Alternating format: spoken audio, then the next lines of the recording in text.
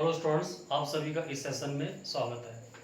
आज हम आपके सामने मॉडल्स की नेक्स्ट वीडियो देने जा रहे हैं स्टूडेंट्स। उसमें हम आपके सामने डिस्कस करेंगे शुड और मस्ट के बारे में। फाइन, काफ़ी इंपॉर्टेंट है एग्जामिनेशन पॉइंट ऑफ व्यू। तो हम हियर वी कैन डिफरेंशिएट कि when we are suppose to use should and when we are suppose to use must. तो पहले स्टूडेंट वी विल डिस्कस किसके बारे में, शुड के बारे में। जैसे कि मैंने बोर्ड पे लिखा हुआ students, should is the past of shall. It is used to discharge our duties and obligations. Third, advice और सजेशन। और फोर्थ आपके पास में लेस्ट और शुड। ये भी एग्जांपल इंपॉर्टेंट है स्टूडेंट्स। तो पहले हम एग्जांपल से क्लियर करेंगे आपके पास past of shall. See students, मैंने एग्जांपल दिया, I said, comma,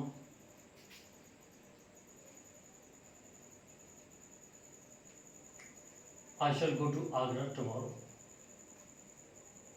I shall go to Agra tomorrow.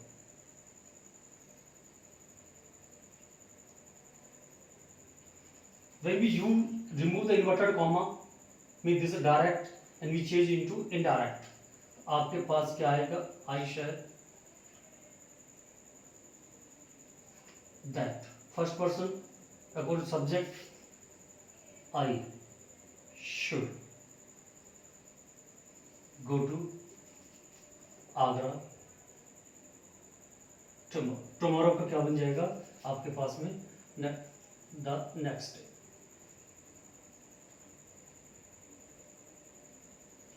Next, तो पहला आपके पास कॉन्सेप्ट क्लियर होगा। जब जब हम शैल का यूज हम पास्ट में यूज करना चाहते हैं तो क्या बन जाता है आपके पास में, शुड बनता है। ठीक है। नेक्स्ट है ड्यूटी और ऑब्लिगेशंस। जब किसी के पास में ऑब्लिगेशंस होते हैं या ड्यूटीज होती है तो हम क्या यूज करते हैं, शुड यूज करते हैं। For example, we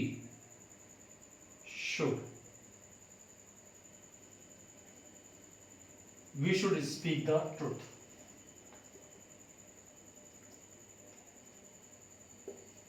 we should speak the truth.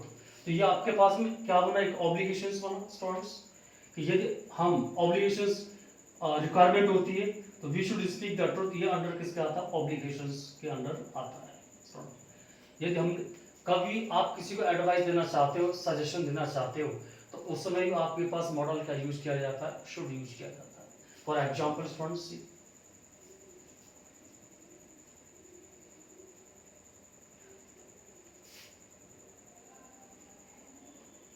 you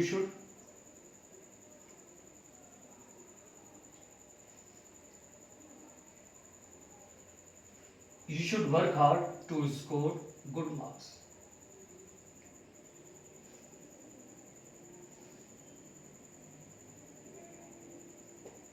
You should work hard to score good marks.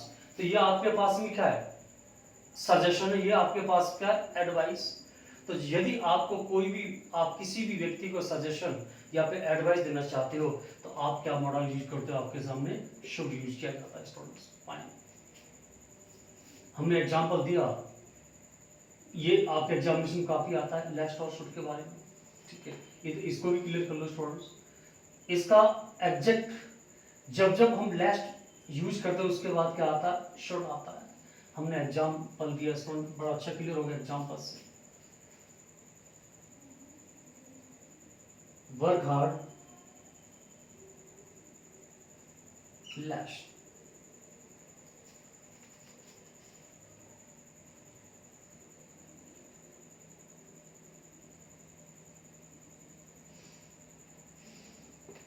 Work hard lest you should fail. So can anybody tell me the meaning of lest? Lest का meaning क्या होता है? Lest का meaning होता है हिंदी में कहीं ऐसा न हो। तो कहीं ऐसा न हो इसका मतलब ये आपके पास का नेगेटिव मीनिंग देता है। तो जब नेगेटिव मीनिंग देता है तो इस वाले क्लॉज में, लेस्ट के बाद वाले में कभी भी नॉट और नेवर नहीं आ सकते। Remember that. क्यों मैंने बोला कहीं ऐसा न हो, आपके पास मीनिंग किसका नेगेटिविटी आ रही है, नेगेटिव में इसमें आपके पास में न तो कभी आपके पास नॉट आ सकता और नहीं कभी नेवर आ सकता। एक चीज और याद रखना स्टूडेंट्स कि जनरली ऐसा माना जाता है कि you will be advised, advice क्या है, work hard, if you do not follow the advice then ready to face the consequence. आपको एडवाइस क्या मिला, work hard, if you do not follow this advice तो आपके पास कंसीक्वेंस क्या है, fail. तो स्टूडेंट कभी भी यहाँ पे नॉट नहीं आ सकता, इधर you will what you will get the consequence और आपके पास क्या आएगा, शुड आएगा। एग्जामिनर आपके पास विल भी यूज करेगा, कैन भी यूज करेगा और एनी अदर मॉडल यूज करेगा। पर याद रखना for examination point of view यदि आपके पास लेस्ट आता है तो हमेशा आपके पास क्या आएगा, शुड आएगा। हमने एग्जाम्पल दिया, run fast लेस्ट,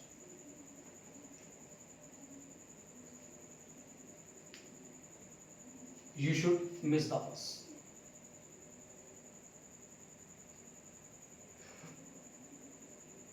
You should miss the bus. Run fast lest you should miss the bus. तो आपके पास क्या मिला, लेस्ट, और लेस्ट के बाद आपको क्या मिला, शुड। तो सेंटेंस आपके पास क्या है, करेक्ट है। तो यहाँ से conclusion is this students, if you get the lest, lest के बाद में आने वाला मॉडल आपके पास क्या होगा, should. If you get any other model apart from the should तो सेंटेंस क्या बनेगा आपके पास में, इनकरेक्ट बनेगा। ठीक है, तो that was all about the should. पहला क्या था, पास्ट ऑफ शेल, ड्यूटी या ऑब्लिगेशंस स्टूडेंट्स, एडवाइस या सजेशन आपके पास होते हैं, या फिर जब आपके पास लेस्ट यूज किया जाता है तो आपके पास क्या लगता है, शुड यूज किया जाता है। अब बात करते हैं स्टूडेंट मस्ट के बारे में। सी मस्ट के बारे में मैंने लिखा है स्टूडेंट्स, कंपल्सन। यदि आपको इफ यू आर कंपेल्ड उस समय आपके पास क्या यूज किया जाता है, मस्ट यूज किया जाता है। ठीक है, हमने एग्जांपल दिया students,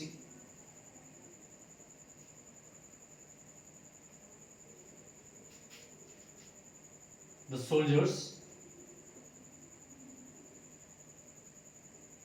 must obey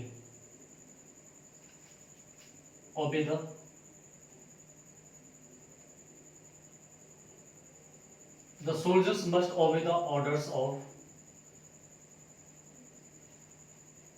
their officers. The soldiers must obey the orders of their officers.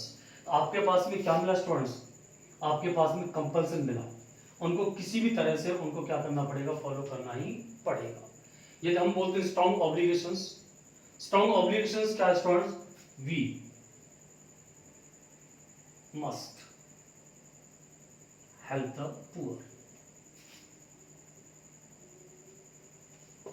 We must help the poor. तो ये आपके पास का स्ट्रॉन्ग ऑब्लिगेशंस है स्टूडेंट्स। यदि आपके पास में ऑब्लिगेशंस आते हैं तो उसको भी किससे यूज किया जाता है, हमेशा मस्ट से यूज किया जाता है।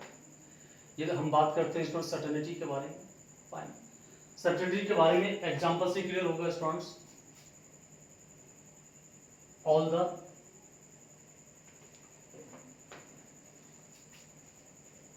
all the boys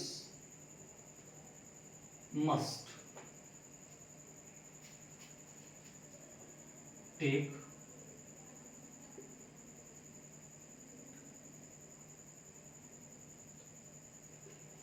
all the boys must take their seat by 9 o'clock, by 9 o'clock। तो ये एक सर्टेनिटी के बारे में, the boys must take their seat by 9 o'clock, 9 o'clock उनको अपनी सीट लेनी चाहिए। ठीक है, तो ये सब स्टूडेंट्स, और मैं जो आपके पास एग्जामिनेशन के पॉइंट की बात करते हैं तो आपके पास क्या आता है, आपके पास कंपल्सन आता है। यदि कंपल्सन आता है तो आपको मॉडल कौन सा यूज करना पड़ेगा, मास्ट, या फिर आपके पास स्ट्रॉन्ग ऑब्लिगेशंस आते हैं वो भी एग्जामिनेशन में आपके पास पूछा जाता है। तो ये ऑब्लिगेशंस आते हैं तो यू मस्ट रिमेंबर आपको क्या यूज करना पड़ेगा, मस्ट यूज करना पड़ेगा। So that was all about the use of should and must.